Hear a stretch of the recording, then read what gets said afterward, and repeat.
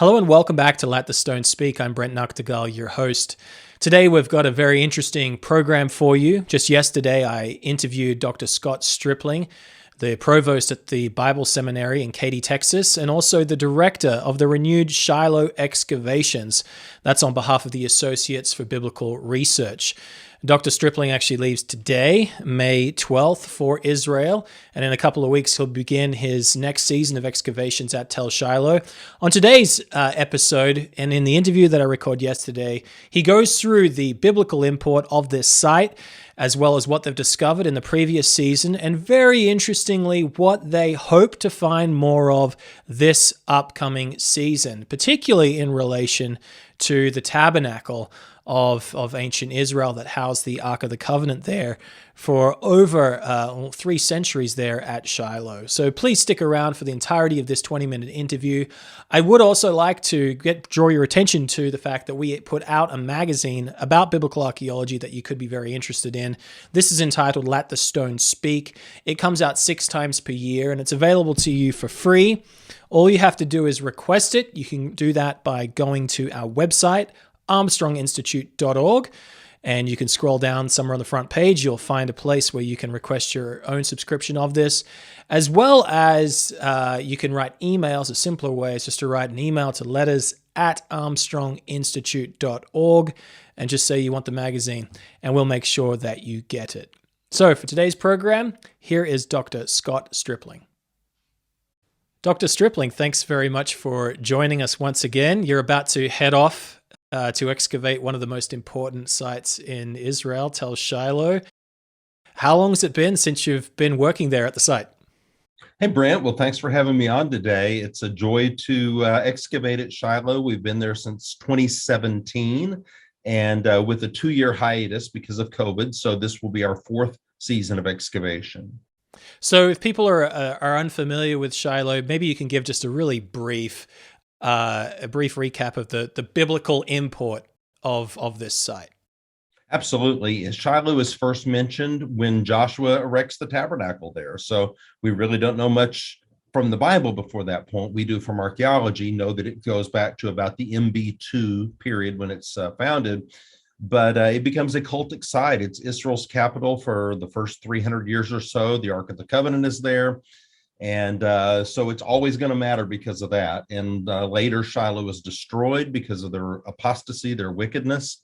God uses them as an example when he warns Jerusalem that they're about to be destroyed. He says in Jeremiah 7:12, go now to Shiloh. Right. See what I did there. Don't think I won't allow Jerusalem to be destroyed. I love Shiloh and I allowed them to be destroyed. So the Shiloh connections always tie back to the presence of God and the tabernacle there. And just when you say cultic, can you describe what you mean by cultic? I think people hear that word, perhaps that are unfamiliar with archaeology, and they get a bit scared. Yeah, it's religious, basically. When we talk about a group's cult, we're just talking about their religious practices. So all cultures, the word cultures is based on cult. In other words, you form your values based on some religious system. So by cult, we're just talking about the religious practices. And you've excavated, and we've had you on the show multiple times, and you've excavated many different sites in Israel, of course, but you're most famous lately from the discovery of the Ebal inscription I see there on your mug, that you've got the name of God written on your mug. Yeah, and I didn't make that mug. Somebody's making money on these mugs online because they got out mugs and shirts and all kinds of stuff. Somebody bought it for me. Okay. What specifically drew your attention to Shiloh? I suspect it was your motivation, perhaps, or did somebody just ask you, can you come and be our director of the excavations? Well, it was surprisingly, it was both. Our research focus is definitely in the highlands of Israel, the period of the conquest. I'm interested in all periods in history and specifically all biblical periods. Fascinated with the New Testament materials. I've excavated New Testament sites as well. But our primary focus is in the conquest. And so when you're talking about the highlands of Israel, this is in the sweet spot. This is another conquest site after so many years at Kirbet el-Makatir, finishing there, that we were able to segue into the new dig. Now, A sane individual would have taken 2 or 3 years off and published and then launched a new dig. But I did not do that. So apparently I'm not very sane. Um, we had this fine oiled machine that was up and running, and I just couldn't see shutting it down. So the doors open for us to go to Shiloh. The local community, we had close ties there. The Antiquities Authority also was eager for us to do this. So it just kind of all came together, and it was a perfect fit. So when you say our, maybe you can describe the organization that is behind this research expedition. Right. Associates for Biblical Research has been working in the Highlands of Israel for 43 years. And this is the fourth site that we've excavated in the Highlands, and then we've done work at other places as well. So ABR is a consortium of universities and individuals who are like-minded, who want to then participate under that umbrella organization. So like this summer, I have 15 universities and institutions that are working as part of our consortium, all under my direction. But then we have a whole hierarchy, that has fallen into place over the years. And as far as the experts that are involved in your excavation, I take it there's some Americans, probably maybe some Europeans, and plenty from Israel as well. Is that the case?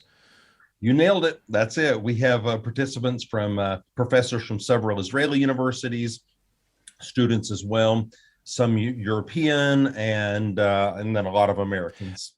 And to get a license to excavate at this site, this just undergoes what type of treatment do you need to get a license to excavate? I mean, this is, as you say, this is where Israel began in many ways as a religious site. And so how are Israelis allowing you to come in and touch this site and destroy it basically through your archaeological practice? Right. I mean, they have to really have confidence in you because archaeology is a destructive practice. We destroy the evidence and we make it inaccessible to others. So it's a great burden to do it correctly.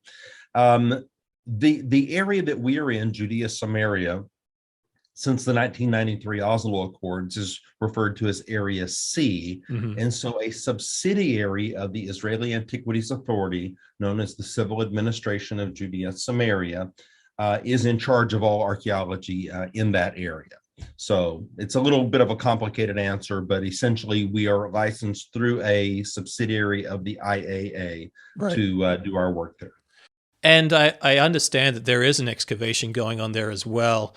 Maybe even right now, maybe it finished, I'm not too sure, by the civil authority. How do you work with them? Are you aware of their discoveries? Are they aware of yours, given that you're excavating the same site? Yeah. Yes, we do communicate. They do salvage projects, basically. Let's say that a parking lot needs to be expanded. It's got to be excavated, or the visitor center is going to be expanded. It's got to be excavated, that type of a thing. And yes, we do stay in touch. We share our reports with them. They share theirs with us, and we try to collaborate as much as we can because, I mean, I've got sort of like the world's biggest jigsaw puzzle that I'm trying to put together. I've got Danish excavations, which started 100 years ago in 1922. We're celebrating the centennial this summer. So I've got to incorporate in my thinking, in my analysis, what the Danish finds were, and did they label it correctly? Did they, I can't just go from what's in the reports. I've got to go back and check it and take their terminology. Then I've got the Bar Ilan Finkelstein excavation from the 1980s that I've got to take that data into account, which has different terminology and overlap that. Then I've got Kamat data from their salvage projects. And then I have our extensive, and ours will definitely turn out to be the largest, most extensive excavation. But when I publish, in the end, I've got to be able to cross-reference all those other things if we're going to have an accurate picture of what happened in antiquity. So let's go to your discoveries then related to the first few seasons since 2017, I believe you said. And I'm happy to stick to the period in which the tabernacle is set up and then the time that it is taken down, I suppose. How have your discoveries really highlighted that period in history? Well, it's a very, very fascinating period. We're talking about the LB2A, LB2B, Iron 1 kind of matrix, maybe the beginning of Iron 2A. So So, can you give some dates to people that? yeah, I mean, let's say if I'm taking an early date for the Exodus and Conquest, and you're synchronizing that with the Bible, maybe that helps your readers. Yeah. We're talking about something around 1400, the tabernacle being erected at Shiloh and destroyed around 1075 BC, something like that. Okay. And you're obviously your goal is to discover what you discover, and of course to get to this period you've got to take off later accumulation, later habitation. However, from this period itself, what can you reveal? What is the picture that's emerging? How does it relate to the Bible based on your first few seasons? Well, exciting. We now, for the first time after 3 seasons, and we're publishing our 3-year report right now, we have our first clear late Bronze Age stratum.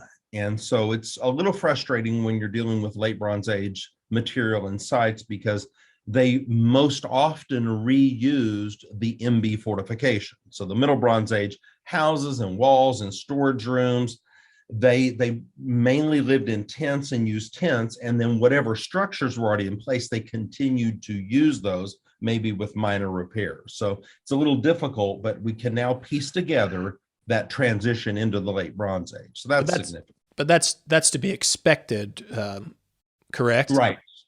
Well, if one's taking, the biblical text seriously, yes, you're going to live in houses you didn't build. You're going to occupy cities you did not construct. It's very consistent with what we find. And then theologically, you may have a dynamic that's going on too, where we can't build houses for ourselves while God still sleeps in a tent. So here you've got God in a tent at Shiloh until we get a quasi tent temple built. The language in 1 Samuel 3 becomes permanent. Then we have the Mishnaic references to a structure being built at Shiloh for the tabernacle. Let's wait on that. I want to get to that towards the end. Just the reference that you mentioned there, dwell in houses that you did not build. This is something that Moses said. Is that correct? Yes. Okay. And so they're going to live in the Middle Bronze Age structures if they're coming in during the Late Bronze Age. Is that the Israelites, just to make it clear? Yeah. Right. Or LB1 structures or whatever, but they're going to existing structures that are there, they're going to continue to live in for some time. And that's what we see. There's not a demographic explosion, if you will, in the archaeological record until about 1200, which again, it takes several generations until you have that demographic explosion. And do you also find this related, let's say Iron 1, the period this demographic explosion happened? Do you find evidence of expansion of Shiloh during that time as well, or are they still using the same? No, they begin to build their own structures. Coincidentally, when we get a platform for the tabernacle that is constructed, that's the same time that we begin to see their own structures emerging too. You can look at it sociologically, anthropologically, and try to analyze what other cultures have done in a similar sense, but there is a correlation. Okay, so maybe you can just briefly talk about the evidence that you have of this, of its use, this site's use as a cultic site for the Israelites, as the Bible would describe. Okay, here's a few things. We have storage rooms that line the northern perimeter of the fortification wall. So these right next to the building that appears to be the platform of the tabernacle, we have in close proximity these storage rooms that line the interior. That is different from any site in Israel. This is unique in its construction, and they're full of Iron Age 1 collared rim jars, which is typical of what you would expect for people bringing tithes that need to be stored. We also have a building which orients east-west, which appears to match identically the dimensions given in the Bible for the tabernacle. Around that building, we have a demolished four-horned altar. We have ceramic pomegranates that we're excavating. When you say around that building, you have a demolished four horned altar. Um, you see it there, or you find the horns. How is that? Can you just be a bit more clear Yeah, for that? we just immediately outside the building, we have a beautifully preserved altar horn. And then we have another one that is used in secondary usage as part of a wall, of a later wall there. So, and then there's a destruction matrix right in there that we carbon dated and ceramically analyzed to 1075 BC, which matches perfectly the Philistine destruction of Shiloh, alluded at in the Bible, but not specifically referenced in the Bible. And then maybe most importantly, immediately to the east of that building, if you walked 30 seconds or so, you would reach the eastern perimeter wall. And on top of that wall, and immediately on the inside and immediately on the outside, a favisa, only bones from the biblical sacrificial system, full of late Bronze Age pottery, very datable late bronze pottery from the LB 1B, LB 2A horizon, so around 1400 BC, matching, say, the Bet Shean assemblage very, very closely, which dates to that time period. And 2/3 of those bones, Brent, are from the right side of the animal, 1/3 are from the left side of the animal. This is a clear indication, if one is a Bible reader and reads Leviticus 7, that you're dealing here with verisimilitude, okay? The Bible says that the right side of the animal is the priest's portion. Give me another explanation for that, and I would love to hear it. So when we take these things inductively, if you will, the bone deposit, the favisa, the structure that matches the dimensions, the storage rooms, the demolished altar, the pomegranates, I think we're getting a synchronism and a clear picture of what was happening at Shiloh in the period of the Tabernacle, period of Eli and Samuel.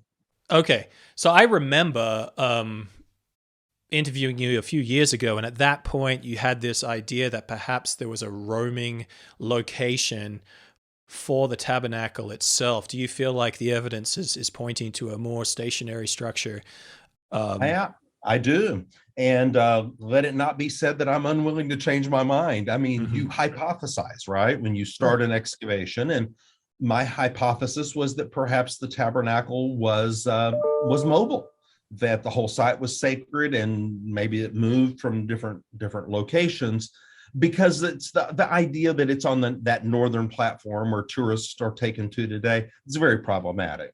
So I thought maybe it was mobile. The summit made good sense to me, if anything, and that's what the Danish thought, and that's what the Bar-Ilan team thought as well. The summit would be the logical place. So I, of all people, was the most surprised when on the northern slope in area H1, we uncovered this building.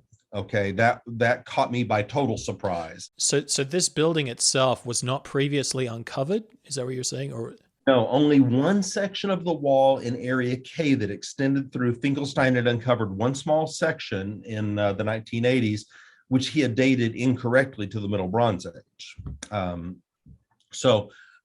This was not what I expected, but as the evidence unfolded, I had to say, apparently my previous theory was just that. It was a theory, and we've got a better candidate. So I've always said that when people say you're excavating at Shiloh, and they would ask, do you expect them to find the ark? Oh, not the ark, the tabernacle. I'm like, well, the tabernacle is made of animal skin, so that's long gone. Never. They would never be able to discover it. So you're saying that you have evidence of the function of the altar, but then tell me a little about this idea of a platform. Is this in bedrock? Is this part of are these built walls as well that are attached to it? Or is this one of the goals of the next season of excavation, to try and discern more of this? Yeah, yes, and yes.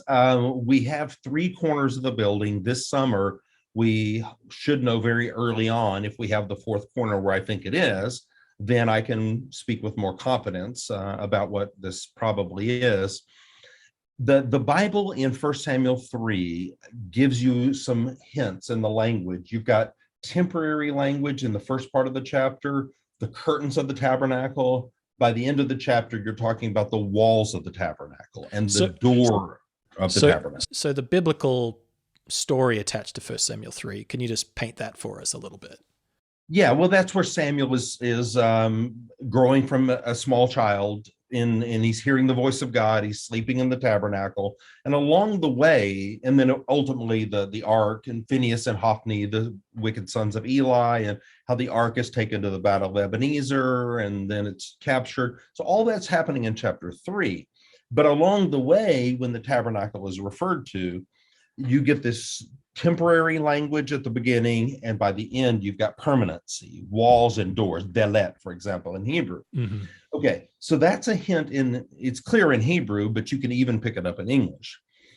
Then you look in, for example, the Mishnaic literature, the Seder Olam, and is it I forget the second source, but we have a second source in the Mishnah. They both say the same thing, that there was a temporary semi-permanent structure built at Shiloh for the tabernacle. So you're sort of thinking about a platform with stub walls, maybe, and a tent over it. So it's a quasi Mishkan and temple. That's interesting. Yeah, that's really interesting. I'm just thinking about this location. I think you've been there before, in the city of David, where David put the at least the tent of a different tent, Exactly. where you have the base of walls carved into bedrock, but nothing over the top. You nailed it. You're reading my mind. That is exactly right. Right next to the Gihon Spring, you have walls and a temple structure, probably, in my view, very likely David's tabernacle, with a tent over it. So it's quasi. Okay. And this is the very last portion of Shiloh being, before it's destroyed, being the religious side of Israel. Is that right? That's right. I mean, it's always going to have a special place. Later, you have a prophet there that, people go to the prophet at Shiloh, and these references even in the time of Jeremiah. But it's more reminiscing. It's not the central cultic center. So let's just get a little preview. I know you've talked about this a little bit already, but a preview for this next season. When does it begin? How long does it go for? What are your questions you hope are answered here in the next however long it is? I leave tomorrow. I arrive May 13th in Israel, be doing a filming project, and we also have a pre-dig tour going on and a bunch of administrative stuff to get ready for the dig. May 22nd will be our setup day, and then May 23rd we'll actually begin excavations for season 4. We dig Monday through Friday for 4 weeks consecutively, and then we do a 5th week of restoration work at the site, strengthening any walls and so forth that we excavate along the way. So that's what it looks like. We're up, once we get into dig mode, we're up early, and it's sort of like being in military boot camp. Mm-hmm. And then, so the academic or the research questions you have to answer, are you just, I mean, you have limited resources as an archaeologist, so you want to dig in the best spots that you can perhaps find the most important answers to your questions. What are your questions, if you can share? And yeah. I mean, we're trying to clarify the transition from the Canaanite period to the Israelite period, okay? From MB3 into the LB1B, LB2A horizon, if you will, trying to understand that transition. We're trying to understand also the extent to which the site was occupied in the late Second Temple period, which, by the way, is extensive. The entire site, we've got a large settlement there in the time of Jesus. We have Byzantine remains. We have a little bit of early Islamic material, late Roman material as well, a little bit of Persian, a little bit of Iron too. So we've got a clear stratigraphy now, but our research focus is that transition between the Bronze Age and the Iron Age. And how many areas are you excavating across the site? Are you focused mainly on the Tabernacle area, or? We're primarily in area H1, which is a large area, and it just fortuitously, that's where this building emerged in the center of H1 as we've been excavating. We will extend a little bit into area K, which is right across the path from us, so that we can explore the rest of the building. And then perhaps we'll be able to explore area D as well, where we have the Favisa and the bone deposit. if you find something blockbuster, just this season in your excavations, how long would people expect, if nothing's leaked, how long would you expect it to go from this process of just so people are aware that it takes some time, process of excavation to publication and making its way to the popular domain? I'm pretty disciplined, pretty focused on this. I mean, I'm in the final stages. Before the dig begins on May 22nd, I should have the peer-reviewed article on the Ebal tablet in the hands of the publisher. So that's pretty lightning fast. And so publication is always our goal. Right. It is not to excavate, it is to publish. We'll do the same thing with this find. I mean, it'll be on a fast track, and it'll be my top priority to get that published and to get the word out. Okay. Well, all the best on your travels here tomorrow and the setup. And, I hope to come out and visit you at the site here in the next month and just to see it with my own eyes and perhaps have you explain it. But thank you very much for affording us your time today. We really appreciate you talking with us. Happy to do it, Brent. And I'm going to have a trowel and some gloves ready for you when you arrive. Okay. Looking forward to it. Thank you very much. Blessings. Bye-bye. I hope you enjoyed that video with Dr. Stripling. Thank you very much for listening to it. If you enjoyed that program, you will probably enjoy the rest of our archaeological related material from our website. Simply go to armstronginstitute.org and scroll down. You'll see a place where you can type in your email address, and this will sign up for you for the Armstrong Brief. This is going to be a way that whenever there is new archaeological or history related material, such as these interviews or articles along the similar lines, we'll send you just one email to let you know what's new on our website. You can also, again, request our magazine, Let the Stone Speak, a magazine that comes out 6 times per year. You can get a hard copy of this for absolutely nothing, absolutely free. Wherever you are in the world, we'll send this to you. All you have to do is renew after a year, and this will just keep on rolling over. We'll never request any money from you or any further information from you at all. We just want to do this so that you can enjoy and also keep up to date and be aware of all these amazing discoveries coming out of the land of the Bible. Thank you very much for listening today, and have a wonderful week.